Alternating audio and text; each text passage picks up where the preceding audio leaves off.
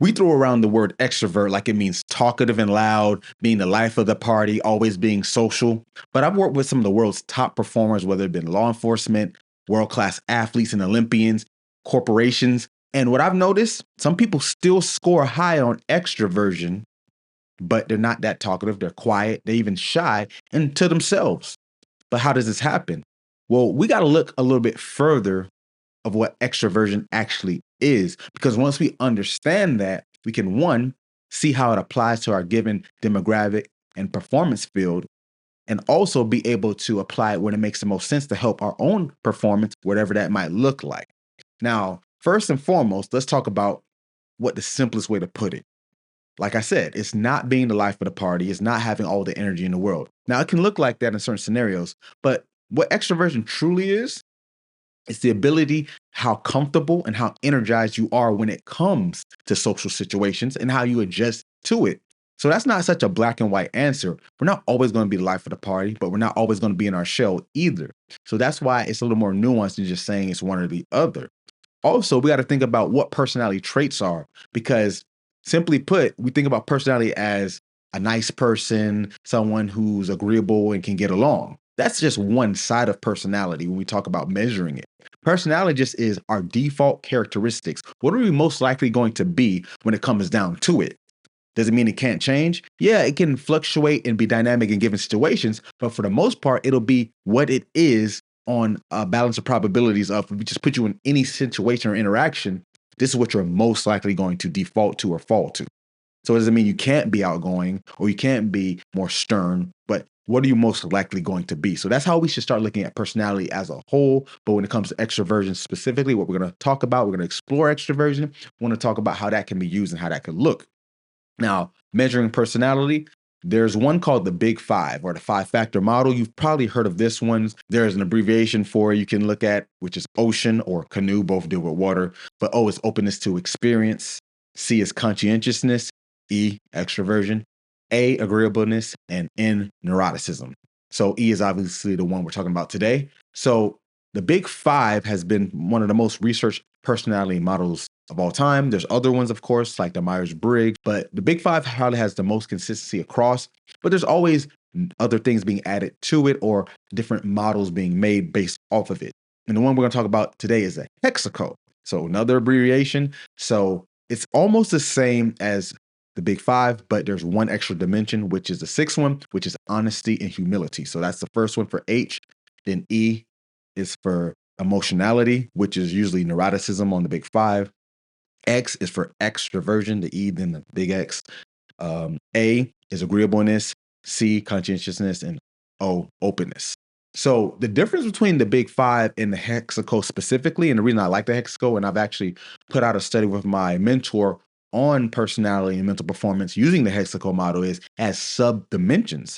And that's big because when we talk about extroversion, introversion, honesty, humility, agreeable, non-agreeable, it can't just be one or the other. It can't be this dichotomy. There's definitely a spectrum.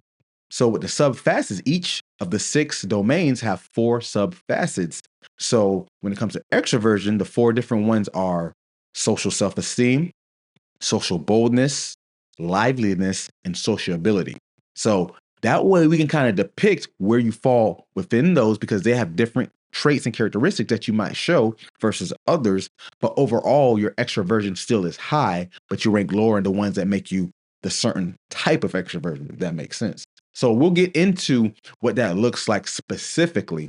But let's think about cases of where this would even matter, right? Because we're getting into what extroversion is. We're trying to deep dive into it scientifically. But why would this even matter, right? If I'm not going to be a host of a party or a situation where I'm being in front of a lot of people, why would I need to be extroverted? And that's why it's so great that these subfacets exist, because within these micro aspects of life, we're not always going to be a leadership role. We're not always going to be in a big aspect of performing, but we're doing it at a smaller level in our day-to-day, whether it be our job, whether it be school, whether it be sport, whether it be romantic relationships, right? So the best way to put it is, think about your everyday. Like right now, take a 5 to 10 seconds, just think, what did you do today? What do you have to do today? Now, I want you to think, where in your day would you need to be able to take control of a conversation? where in your day do you need to be comfortable being around a decent amount of people? Let's say that's 5 for some people, that might be 15 for another, it might be 1,000, but wherever it is for you, where you have to be around a decent amount of people, where in your day do you have to be comfortable with that? And I'm sure there is some parts. It may not be your day-to-day job, but there was something today you had to be comfortable with that. Anyone have a conversation with you that you might not been quite equipped or ready for, but you had to engage anyway? Did that happen today? So you can see at these very small levels that it does matter. And when we get back to what it even means in the measurable side of it, we'll get more into how it makes sense for you to work on the where you might have deficits or where you thrive on, make them better because that's your strong points, right? So let's go a little more specific. Let's use sports because, like I said, I work with a lot of athletes. Let's think about where that could make sense, right? If you're playing a sport, more than likely you're going to be around at minimum the other team. Now, if it's not a team sport, the other opponent, but there's going to be another person involved. Now, it doesn't mean you have to talk and converse with them, but you're going to have to interact to some degree. So, first and foremost, that's the bare minimum when it comes to having to adapt and adjust socially. Now, let's take it one step further. The audience, the fans, the people who came to support, there are going to be loud noises. There's going to be eyes on you. And depending on the sport, that's a lot more stressful and pressure than it might be in others, right? Some people have sports where they're more isolated, say like in a swim meet or track where it's only going to be a handful of people going at a time. So it's really eyes on you. Then you got team sports where you might not even be noticed the whole play, but you're there. But the point is, this bigger scale of, okay, I'm performing in front of people. That might make a difference, right? You ever see those players who do fine in a closed practice situation, but when all eyes on you, that's when it falters. That can play a factor. And that's a type of extroversion that doesn't have anything to do with how well you are liveliness across, a party or a group of friends. That has nothing to do here because someone might be high on that and do horrible in social situations when it comes to performing, like in a sport, and vice versa. They might not say much outside of the sport, but when in the game, they can step up and thrive in that type of environment. So these are just ideas from all my athletes, but that can definitely apply to a job. We have to do a presentation or talk to a customer or try to get a sale. So it goes throughout the board, right? Now let's get to those sub facets, right? So once again, the sub facets for extroversion on the HEXACO model is social self-esteem, social boldness, sociality, and liveliness. Let's start with the first one, social self-esteem. So this is how confident you are when you are in these social scenarios. Basically put as, if I get put in a group of people, am I going to be quickly to start second guess my abilities or should I belong here? Or am I going to feel more so like this is where I'm supposed to be? Or at minimum, I'm okay being here. Because think about the word self-esteem. So just in that phrase right there, self-esteem refers to your confidence in yourself to be or do something in your situation. Adding that prefix of social, it's the same premise. How confident or comfortable with yourself are you when you are in social situations? So if I'm going to, give a speech, am I okay at minimum just being in front of these people? The higher that is, it gives you the room to think clearer and be able to execute when you are put to the test because you don't have to use so much cognitive load, right? Thinking about how the brain takes up energy and effort. You don't have to use as much to worry about, am I in this situation? I'm dealing with it versus I'm just here and let me do what I need to do. Now, there's obviously more aspects to that, but the social self-esteem at least sets the tone. All right. Now, the next one, social boldness. So, how likely are you to initiate the interaction? Once again, you might hear that and say, well, I'm not a very talkative person or I'm not very outgoing. So, why would I be high on social boldness? But that may not be true because in this context, social boldness has to do more so with, am I likely to take the lead in a situation? And that doesn't always look like a typical conversation, right? Let's use school. You have a group project. It's 4 people in your group, including you. So the 3 other people in you have to come up with what to do. Now, you may not be the most outgoing, talkative person, but in that assignment, you want to get a good grade. You're like, I want to do well. Let me take the lead. So, hey guys, you two work on this aspect of the project. Me and him will work on this aspect. We'll come back here at 4 p.m. tomorrow, put it together and build upon it. Cool?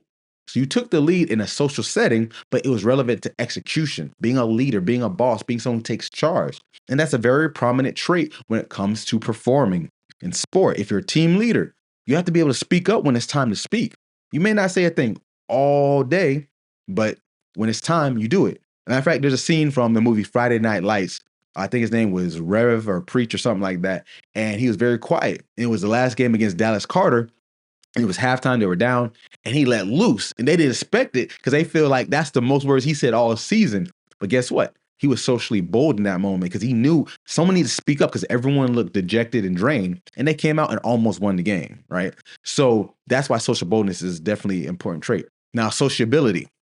So this is more like how likely are you going to seek out what to do when it comes to interactions, right? You're going to go find a social situation. Now, this will probably look more like what we think of initially as extroversion, right? If I'm going to go to a karaoke bar, you're probably going to expect me to want to sing, right? If you don't want to sing, you're probably not going to go. So you're seeking out the opportunity to be social. Now, that's just a general example, but it makes sense if that's where you feel more comfortable. Some people want to be around people just for the sake of the energy of being around them. It's not even about meeting everyone there. It just, they feel more alive when there's things going on around, because when they're sitting in their own thoughts from a mental health standpoint, it might be harder because now you got to deal with what's really going on. And I'm not saying it's a cop out if you do want to be more sociable, but it's to say that your ability to take more breadth of the situation, meaning getting a lot of it, getting more versus depth of the situation, you need to kind of isolate to do that. So that's where sociability comes from. And the last one is liveliness. This also kind of looks more like what we traditionally see as extroversion, because liveliness is more so your ability to just have this more natural or default level of energy, enthusiasm. So it doesn't mean you're glum in a corner if you're not very lively, but there might be some people, if you're low on liveliness, that'll say that, okay, I'm going to leave them be because they don't really look like they're in the mood. Someone who's lively looks like in the mood. This is the one's going to fire up the team. This is the type of coach in a sport where they're going to lead and be able to get everyone jumping up and down. Not all coaches lead like that, or all bosses lead like that, but that's what a lively coach would more so look like. So recapping, reiterating: social self-esteem, your confidence in social situations; social boldness, your likeliness and then take initiative in a social situation; sociability, your want to seek out social situations; and liveliness, you being more naturally enthusiastic. You're going to have more outgoing personality. People are going to see your emotional expression more readily to like entice with them. So going to how to apply these. So let's go to social self-esteem. Think about, you have a big presentation coming up. This is something very common when you're in school, giving reports, projects. If you're at work, you have a sales meeting or Zoom a lot of times, because we have the online meetings a lot these days. What is your likeness to say, I'm okay with this? Are you automatically, and I know people are like this, a lot of people are like this, they automatically start dreading having to do it because they think about, what if I mess up? What if it goes wrong? What if it's just not for me? You automatically make yourself in a lesser position, because we want to talk about how this ties into performance, right? So if you already deject yourself to, this is not going to be good for me because I have to be in front of people, how can you even put the best foot forward to execute? Now, the funny thing about this is, it's crazy how every day we do this. You probably do this every day to some degree, but when there's some kind of stakes or outcome goal involved, it goes down. And that's very interesting, because now you're going to, how do you even interpret an outcome or a performance? Because by you automatically falling by the wayside simply because now you have to do it in front of people, or maybe people you feel less comfortable with, because when it's your friend group, you always say, oh, that's different. It's different. But is it though? So I'm not saying you need to be friends with everyone, but maybe look at it as simply, I have to do something social in front of people. I'm putting them in the same tier or mindset that they are on my level, like a friend. But obviously, you're going to talk to them professionally or team wise, whatever it may be. So think about it like that. Now, social boldness. This one I'm personally big on, right? I'm not very extroverted in the general sense of the word. I'm actually leaning a little more introverted, but most people don't see me in everyday life. Because remember, introversion is more so depth. I'm usually by myself working on things. It's going to take a lot of thought. Breadth doesn't mean you're less intelligent or lower. It just means that you're going to get more energy and more enthusiasm from communicating with others and just getting a more and more and more of it, versus simply going on one thing and just going deep diving in it. Both have their roles, both important. Just depends on what you're trying to do. But for me, social boldness, I actually scored very high on it, because I am likely to take lead. Just like I'm on this camera, I'm going to do the same thing because it's what I need to do. I need to figure things out. I run a company. I'm the CEO. I have to take lead. So there's no one I can throw it back to. So this is how I come high on this trait. But there's people who are very enthusiastic, high social self-esteem, high liveliness, but they will not take charge in the meeting. They will not take charge in the team or group setting because their confidence doesn't lie on what they're going to say or do to initiate. Because if you initiate something, you have to be pretty bold, right? Remember when the teacher or someone says any questions or any suggestions, almost no one hand goes up. Everyone's looking around like, "Ooh, should it be me?" But the person high on social boldness, they're just going to take it because it's not even about being right or wrong or good idea, bad idea. It's just that they know something needs to be said. And then the key word is they're going to be bold enough to say, I'm going to be the one to do it. Does it always end well? No, me personally, like I said, this is me, but don't always end well. But I can say it leads me to where I need to be to take that initiative to get where I'm trying to go. Now, sociability. So if this is about being more likely to seek out social situations, I actually like the idea of purposely trying to seek out more to raise this in your overall extroversion. And using that karaoke example, I actually tell people who are lower on this to go try that because it puts you in a place where if you go to a karaoke bar or just an event that has it, it's going to be a social situation, right? It's going to be music, probably party atmosphere, people. That's the first step. Now, for you get on that stage, now you're gonna have all eyes on you, like Tupac. And this goes to the whole spectrum of okay, if extroversion is being able to perform with eyes on you, being comfortable in social scenarios, the karaoke kind of checks off a lot of different things in one swoop. So I say go for that one because now you're getting in on the scene, you're seeking out on your own volition, right? Because it's about your control, right? When it comes to you unexpected, that's when it's kind of harder to do. But in this case, you're seeking it out. You're putting yourself in a position where you have to touch on the other traits. And then indirectly going into liveliness, you have to be a little energetic. You know, no one wants to hear a Debbie Downer on stage singing sad songs. You want to get up there and say something fun, even if it's not a upbeat song. You want to put your heart into it, right? So you're going to indirectly get a little bit of liveliness. And then if we're going to segue into that liveliness, how could we work on this? How could we utilize this? Well, try your best because we're going to show some kind of affect or disposition or emotion no matter what. But you want to, control that, right? Not to be funny, but there's a term called RBF or resting face. And it's synonymous with people not looking like they care. And it became like a trend almost, if you will. But in actuality, it's just a disposition, and people read off of that, and that usually doesn't have a good connotation, right?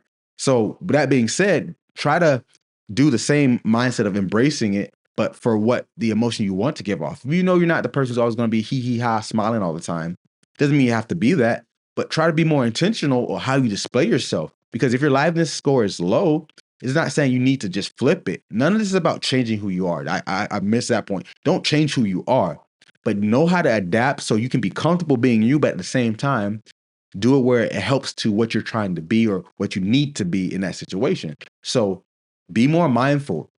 If you know you're not the liveliest person when you're around other people, try to give some kind of disposition or gesture that's going to put them more at ease. It's not saying you have to go out of your way. Like, for example, if I'm low on liveliness and people always know when I walk in the door, my head's kind of down, I'm looking the other way, not trying to make eye contact, maybe every other morning, not every day, but every morning, speak and say hi. That seems so like, okay, really? But you'd be surprised how many people try to avoid that, right? That's the simplest thing. Engage. Because now people are going to think, oh, they're not bothered by me talking to them. And that makes everything easier on both sides because now you're predicting, oh, they don't want to talk to me either. Now both sides are disarmed. All right. So this is, like I said, a simple overview. These topics, the funny thing is I only talked about extroversion. There's 5 others we could have went over with the HEXACO model. Maybe I'll do a video on all of them or maybe make 5 individual ones on top of this.